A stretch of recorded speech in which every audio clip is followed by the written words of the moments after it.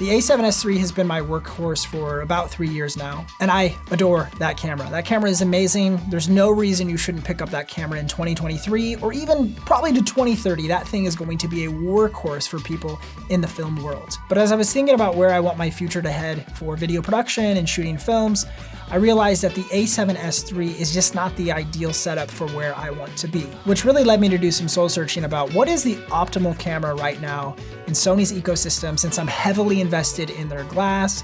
What is the system that I want to use most often for my production workflow that also allows me the ability to shoot concerts and weddings and live events when I want to, but really will set me up for success doing more corporate work in the future? And when you look at Sony's lineup, I think that answer is pretty clear. So I recently sold my A7S III to pick up the Sony FX3.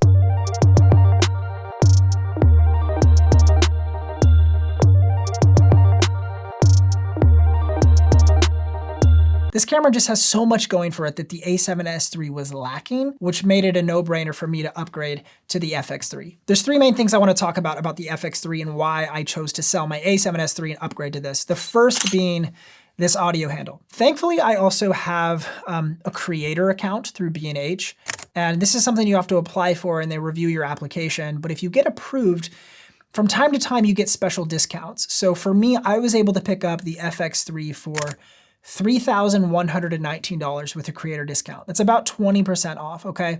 Which obviously is even lower than the A7S III is retail. Now the A7S III you can get as a creator from B&H for around $2,800, so it's about a $300 difference or so, maybe a little bit more. Well, as I was running the numbers in my head, I was thinking to myself, I could purchase the K3M audio handle that attaches to the hot shoe of the A7S III, but that's around $500. And if I choose to do that, I could just upgrade to the FX3, which has the native top handle that comes with it, which is a top handle and dual XLR interface with a shotgun mic holder, and you can also run 3.5mm jacks into this guy as well. So this audio handle is just such a great package.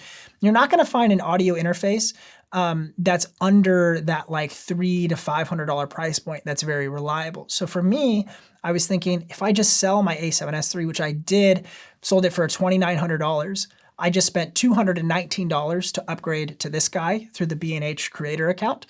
And you're not gonna find an audio interface for $219 that's better than this top handle right here. So for me, that's the number one reason. I just wanted a reliable audio interface for a lot of the corporate and feature length kind of documentary style work that I'm gonna do. I needed a reliable audio interface. So that was the main reason why I switched to this camera. Before we go any further, if you feel like you're getting value out of this video, make sure you smash that like button and subscribe if you haven't already.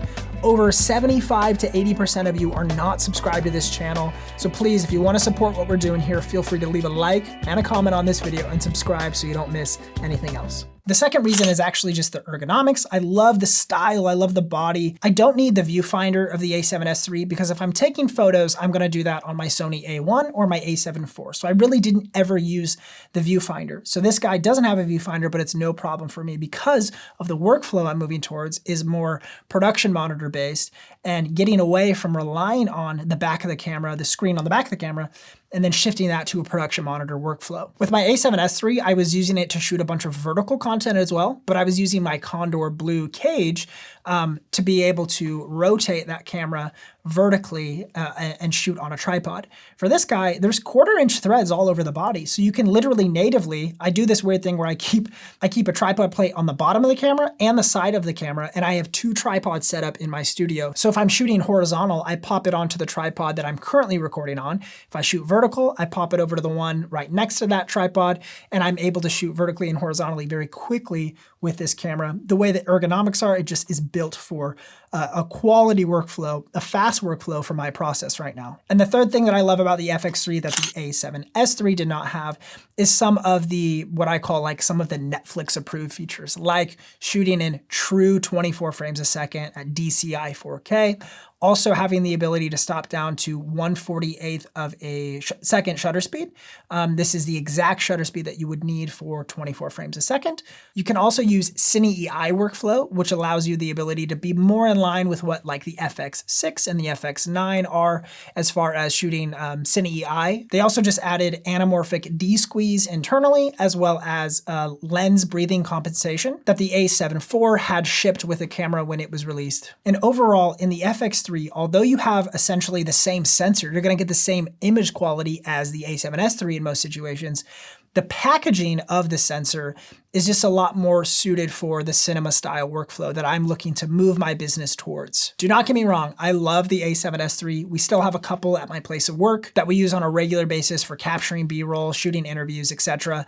But we do find ourselves gravitating towards the FX3 and the FX6 workflow a little bit more. And so for my personal production company, it just makes a lot of sense to move my team and my personal systems to the FX3 and embrace all that this camera has to offer for the long term. I think they'll probably upgrade the A7S III to the A7S IV before they upgrade the FX3. So I think this camera is going to have a shelf life of around 4 to 6 years in the Sony ecosystem before it gets a major update. And even if it does get a major update before then, this FX3 is going to stand the test of time and hold its value as a lightweight cinema package. Thank you guys so much for watching this video. If you enjoyed it, please leave a like and subscribe if you haven't already. There's a lot more videos you can check out right here on the channel. Thanks so much, guys. Much love.